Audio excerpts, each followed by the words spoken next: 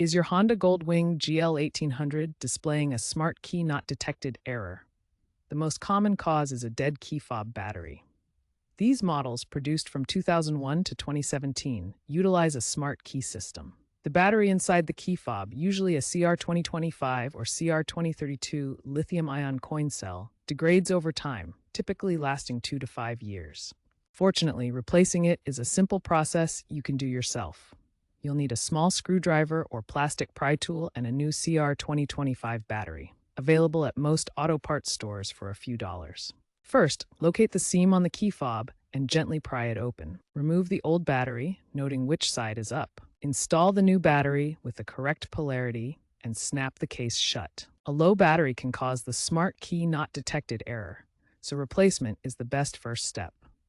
Always use a lithium battery to match the original specifications. After replacing the battery, your key fob should work, but sometimes repairing is necessary. To repair the fob, turn the ignition to the on position without starting the engine. Press the lock button on the fob 3 times within 10 seconds. The bike should beep or the lights should flash to confirm successful repairing.